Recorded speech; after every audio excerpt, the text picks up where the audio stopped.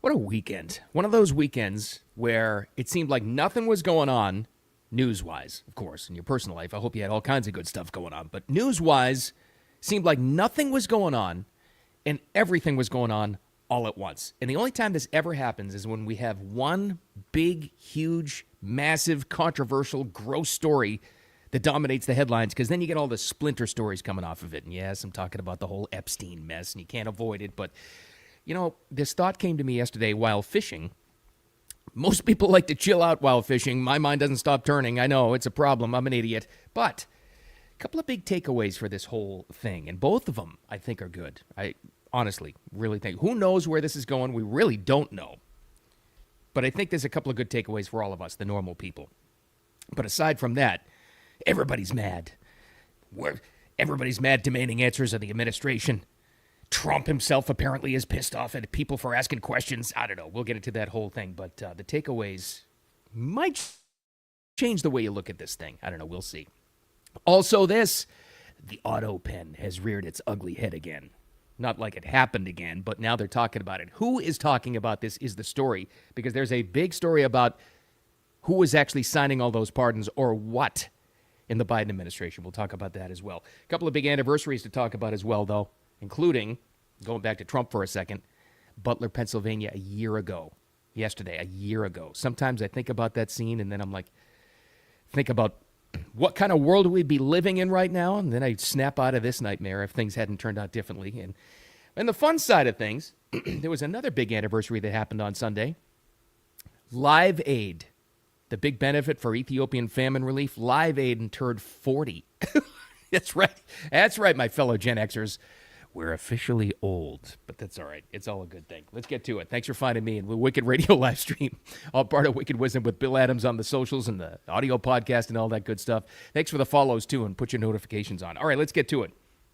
First and foremost, let's get the anniversaries first. On Sunday, a year ago, and sometimes I don't usually like to delve into the memories of like that year ago Sunday. One of those events like the Challenger disaster and a lot of these events where you look back and you say, I was at this place when it happened, or when I heard the news. You know, a lot of those are tragic events, and this was one and could have been a lot worse even. Everybody has a story about where you were a year ago when you heard about the Butler, Pennsylvania assassination attempt on President Trump's life. He certainly remembers. This is what he said about it yesterday. A lot of this audio today from Trump is loud. Sorry, he was outside of Marine One going to other events. He was going to that World Cup thing. But this is his recollection of it, and this is how his mindset works around this event. God was protecting me. Maybe because God wanted to see our country do better or do really well, make America great again. But God was protecting me, Brian. I'll tell you, it's the more you think about it, the more you see it. But no, I don't like to think about it much. You know, I have a job to do, so I don't like to think about it much. I would look at it the same way, I think, if I ever survived a scare that close, and hopefully I don't have to. Well, I mean, if it comes to it, hopefully I do someday. But I would look at it the same way. How else can you explain that? Not to delve into it again, but we're millimeters away from a completely different world. If you would survive that, wouldn't you say the same thing? God was protecting me. God was protecting, your favorite president. Trump has a, more egotistical way to say that, but wouldn't you say it the same way? 1 year ago, though, and man, what a different world it would be. Well, we're into this world now. It was a headline this morning. The Epstein mess won't go away, because guess who wants to talk now? But question how she was able to get through and get some media on this. Ghislaine Maxwell, who's in a maximum security prison right now. Another twisted angle of the whole Epstein mess. So here you have the pimp, Ghislaine Maxwell, for Epstein Island, and God knows what else. Yet none of the Johns ever got arrested. That was our first question, right? A couple of years ago. Why? She's in jail. Well, now apparently she's gotten through to the media. I don't know how a prisoner gets that kind of press, but she doesn't. She says, I'd be more than willing to go before Congress, and I would talk, and I would tell everything I know. Will that happen? I really, really doubt it. And are we going to get any answers on this? I really, really doubt it. But people are still asking questions, normal people, like you and me and everybody else. And I think that's a good thing, and that's why I think this is not going away. There's a couple of different takeaways on this. Again, I thought of this in my downtime yesterday. bass fishing when you're supposed to be not thinking about anything, but this is running through my head. For all of us, for the normal people, right? Not the politicians, not the people in the media. God knows not the people involved in this whole mess. Normal people. Now that this scandal is not going away, and that's the first good thing. Keep asking questions. That's a good thing. We talked about that last week on the live stream. Here's the second. Here's the first difference, right? You know that whole narrative people would always try to tell you if you're a Trump supporter? And I'm sure you've heard it a ton. I'm sure you've heard it at family gatherings or at work or whatever. Oh, that Trump, MAGA's a cult. You're in a cult. You just do anything he says and you never push back. Well, there goes that narrative. That's gone forever. Because look at the pushback that's happening now, right? All of it. In fact, there are headlines. There was a headline in the Daily Mail from the UK, MAGA meltdown, pushing back against President Trump. So the next time somebody says, oh, you just believe, you take anything he tells you to do, just point to this and say, I was upset about the Epstein thing, and so is everybody else, so not really. Brr. There goes that narrative, and how many of those have been killed off in the past year? Gone. You don't have to worry about that anymore. But here's the other thing. Despite the fact that the president's pretty pissed off, apparently, at all of us asking questions, good. I say good. That's okay. You need to push back every once in a while. Because if you realize, we're overlooking something, I think, about this whole thing. You realize that this is the first real nationally conscious topic we're all talking about at once, about what used to be called a conspiracy theory. And you're thinking, oh, that's not true. I've been talking about the Epstein thing for years now. And all these other so-called conspiracy theories. Well, yeah, me too. But here's how we usually talk about them, or I did anyway. Family gatherings, maybe at a bar with a buddy, text conversations. Everybody's got their own theories. Those were all individual little conversations we'd all have at once. This thing, you can call it trending if you want, but everybody's opinion and discussion about the Epstein thing all coming at once, one national conversation at the same time. And this is the first time, truly, it doesn't seem like it. This is the first time, truly, maybe because of social media, digital media, that this is all happening at once. And we're overlooking this part and how good that is. So, are we going to get any real answers on this Epstein mess? Probably not. Doesn't look that way. It really doesn't. Probably not. In fact, my working theory is anything we wanted to find out has been destroyed long ago. That's my theory going into this. And the questions are going to linger on and on and on. I get it. Don't forget about this part. Here's the good thing. We're all talking about it at once, and you can do this now because we're all interconnected. This isn't even like 5 years ago, certainly not 10 years ago. It's harder to bury conversations about stuff like this now. They're burying it, make no mistake, but not as fast as they used to. So even on this topic, if you never get the answers you want, you never get the transparency you want on the Epstein disgusting mess, if you keep asking questions like this and these topics become part of the national conversation, transparency's coming. Maybe not on this topic, but some others that are coming in the future. They will, if you keep pressing and keep asking questions. And this is why it's so important that free speech is here, especially in social media. This is why it's so important, even if you're mad at Elon, that he bought Twitter and turned it into X. That's why this national conversation is so important. Yeah, I get it. It's frustrating. People are upset. It's not the transparency we all wanted and expected and were told was coming during the campaign, right? We all wanted that. I get that. But you keep this conversation going, transparency will come. You're not going to be able to deny it anymore. It's harder and harder to hide stuff. Remember, all these crimes happened before we had this national conversation in social media. Let's keep it in mind. That's a good thing. And that narrative that you're in a cult if you support Trump. Yeah, that doesn't hold any water anymore. That's for sure. All right, let's get to it, though, because I said it before. The public is mad because we want answers. This was quite the move. This went from Trump saying, I hear you. I'm going to get some answers for you. I'm going to do that. Oh, no, he took the opposite approach, which was very interesting. He said, basically, Trump was saying, I support my team. What the hell are you asking questions for on Epstein? And shut the hell up.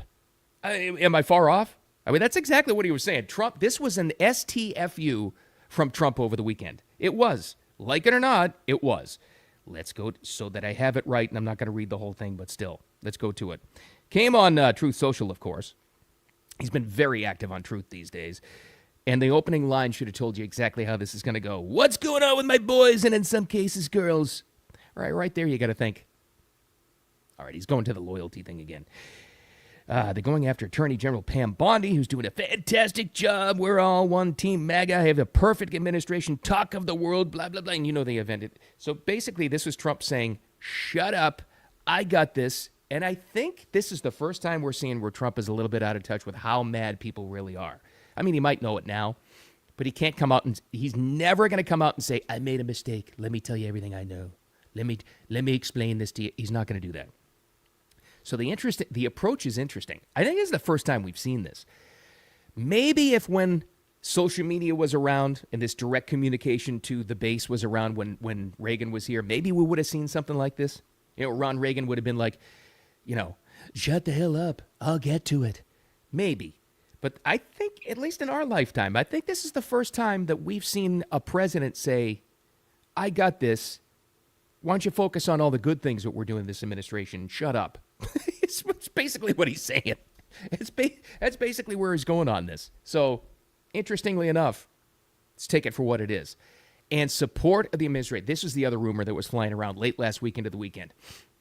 Oh, he's going to fire Pam Bondi. He has to. All the talking heads. And now all the talking heads have bled into their so-called political influencers. Yeah, okay.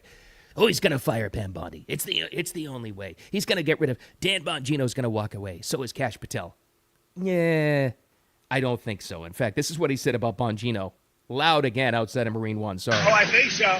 I did. I spoke to him today. Dan Bongino, very good guy. I've known him a long time. I've done his show many, many times.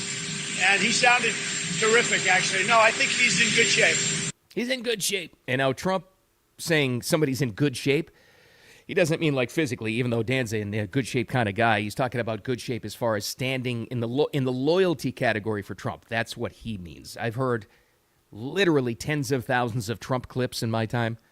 That's exactly what he means when he says that guy's in good shape. He means he's not going anywhere. So there goes that other rumor. All your favorite political influencers on their live streams and podcasts saying that there's going to be a big shakeup. No, there's not.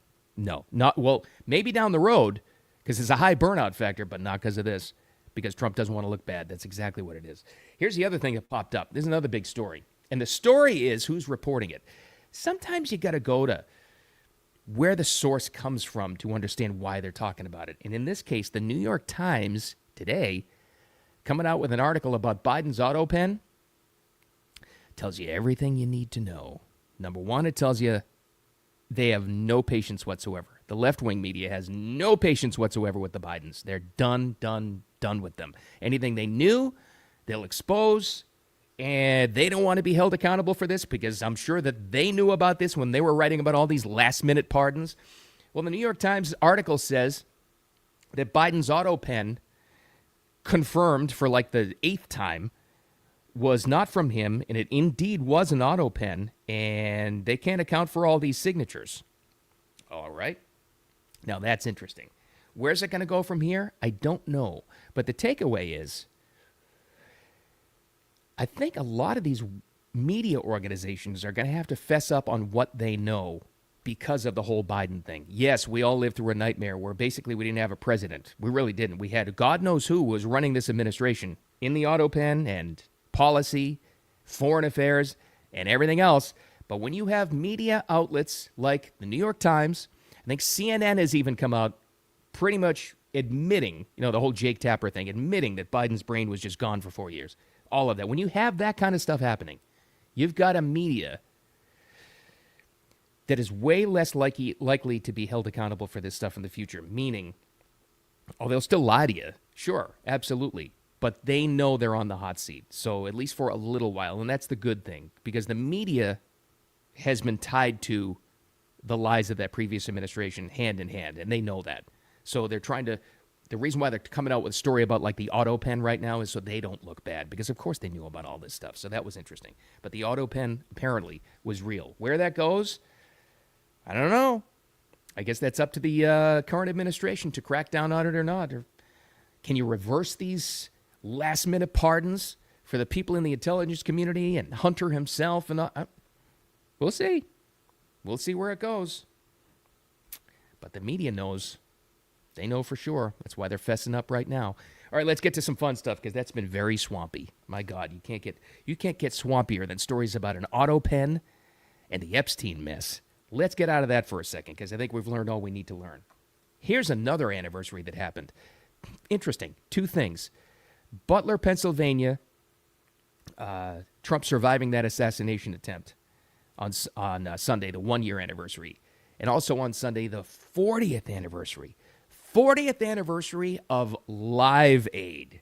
That's right, Gen Xers. That's right, kids of the 80s like me. We're all up there, that's for sure. But one of the first big, not international festivals, as far as my musical knowledge goes, first one I can remember, though, that happened in 2 cities simultaneously and broadcast around the world. Remember, it was Philly and it was in London.